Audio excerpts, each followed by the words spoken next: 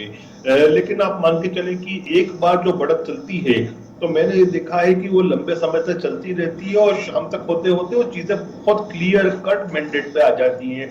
तो मुझे तो यही उम्मीद है कि अभी भी जो 160 के ऊपर कह रहा हूँ ना मैं, 160 170 वहां तक सीटें जाएंगी और बड़ी आसानी से क्लियर कट मेजोरिटी की सरकार बन रही है। ऐतिहासिक होगा ये कि इतने साल शासन करने के बाद प्रो इनकम्बेंसी की ऐसी लहर हो।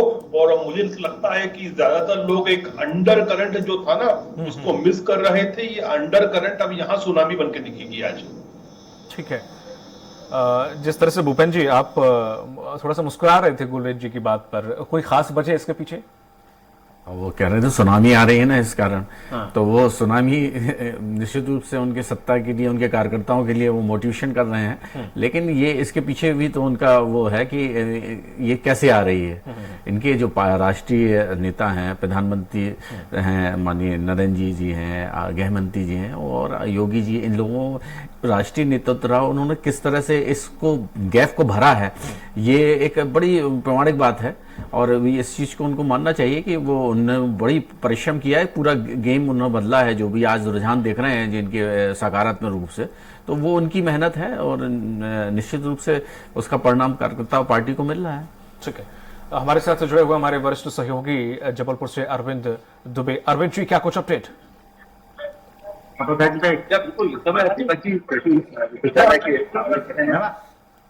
पर है जो डाक मतपत्र है उनकी गिनती का काम प्रारंभ हो गया है। 8 विधानसभा की जो डाक मतपत्र है उनको निकाल लिया गया है और अब उनकी टेबलों पर लाकर गिनती की जा रही है। उनमें से कुछ सीटों पर अभी कांग्रेस को थोड़ी सी बढ़त मिली है, कुछ सीटों पर बीजेपी को बढ़त मिली है और अभी टोटल जो डाक मतपत्र है वो पूरी तरह से अभी गिने नहीं गए हैं। उनकी गिनती का काम प्रारंभ हो गया है। जिस समय से डाक मतपत्र की गिनती प्रारंभ होती है उसके ठीक 30 मिनट बाद से फिर ईवीएम में जो मत जमा होते हैं उनकी गिनती का काम प्रारंभ होगा। तो अभी ईवीएम मशीनें बाहर तो निकाल ली गई हैं, टेबलों पर सजा ली गई हैं और कर्मचारी उन्हें चेक कर रहे हैं और जो सिस्टम वगैरह अपडेट कर रहा है वो पूरी तरह से काम किया जा रहा है और उससे कुछ देर बाद अभी ईवीएम पड़े हुए मतों की गिनती का काम प्रारंभ हो जाएगा। कुल मिलाकर यहाँ पर 8 विधानसभा है और इनमें 83 प्रत्याशियों का जो भाग्य आज खुलने वाला है, जो कि इस ईवीएम मशीन के अंदर कैद है। पूरे महाकौशल की भी हम दीपक की हम बात करें तो बड़े बड़े दिग्गज इस वक्त मैदान में है और जाहिर सी बात है कि उन सबके लिए बड़ी एक चुनौती है ये विधानसभा का चुनाव, क्योंकि वो अपना एक लंबा कैरियर लेकर आए और उन्हें विधानसभा में उतार दिया। बीजेपी के कुछ बड़े नेताओं का मैं यहाँ पर जरूर नाम लेना चाहूंगा।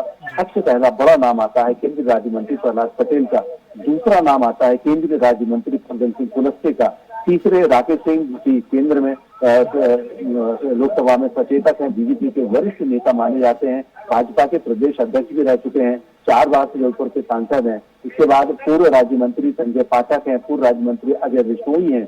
ये वो बड़े नाम मैंने आपको गिनाए, ये बीजेपी से गिनाए। कांग्रेस की यदि हम बात करें महाकौशल में, जाहिर सी बात है सबसे पहला नाम कमलनाथ का ही आता है और उसके बाद उनके मंत्रिमंडल में वित्त मंत्री रहे तरुण भनोट और बिना सक्सेना, ये कुछ ऐसे बड़े नाम कांग्रेस की तरफ से हैं जो कि अपना भाग्य आजमा रहे हैं। गोटेगांव से पूर्व विधानसभा अध्यक्ष एनपी प्रजापति भी इस वक्त अपने विधानसभा सीट पर अपनी मतगणना स्थल पर वो पहुंच चुके हैं, देख रहे हैं कि किस तरह से मतगणना प्रारंभ हो रही है। तो ये जो नाम मैंने आपको गिनाए, इन सब के सामने बड़ी चुनौती है उनके लिए पार पाना, क्योंकि उनके लिए ये चुनाव जीतना बहुत जरूरी होगा।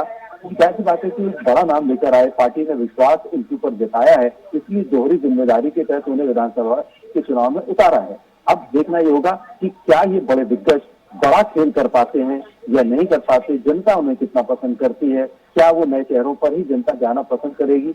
और एक बात और, बीजेपी और कांग्रेस की जो फाइट थी इस बार लगातार वो कुछ घंटों में ये फाइट में मुद्दे बदलते रहे हैं।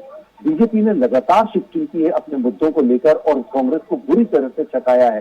कांग्रेस को मजबूर किया कि वो सिर्फ जवाब देती रहे, उसका कोई काट ढूंढती रहे, जो भी वो अस्त्र ये भी चुनावी मैदान में फेंक रहे हैं। सबसे पहले उन्होंने, आपको याद होगा दीपक जी, मैं आपको याद दिलाना चाहूंगा, 2.5 साल पहले अमित शाह ने तैयारी की थी कि बीजेपी में महाकौशल क्षेत्र से हमको आदिवासी वोट बैंक को वापस बीजेपी में लेकर आना है। तो सबसे पहले आदिवासियों के हित की बात का जो कार्ड फेंका था विधानसभा चुनाव में बीजेपी ने, और उसके तुरंत बाद फिर जब तक कांग्रेस अपना जवाब तैयार कर पाती, बीजेपी ने दूसरा दांव खेल दिया था महिला आरक्षण को लेकर। महिला आरक्षण का जब तक कांग्रेस जवाब दे पाती, तब तक यहाँ पर तीसरा दांव चल चुकी थी बीजेपी, और वो थी लाडली बहना योजना, जो कि एक तरह से ये इनका एक ट्रम्प कार्ड हम बीजेपी का कह सकते हैं, जिसकी काट फिलहाल कांग्रेस के पास तुरंत में तो कुछ नहीं थी। हालांकि बाद में उन्होंने जरूर कुछ इससे मिलती जुलती घोषणाएं की थी।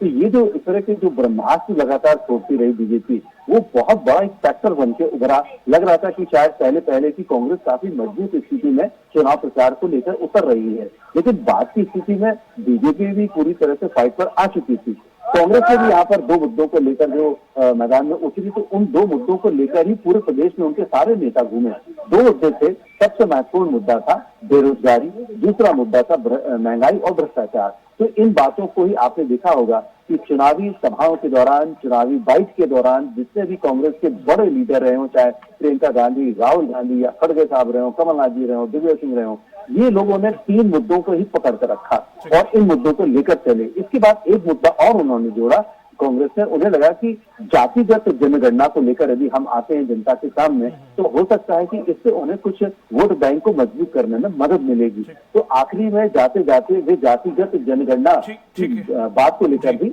मैदान में आए। किस तरह से रोचक रहा कुल मिलाकर ये प्रचार, और अब मतगणना शुरू हो चुकी है।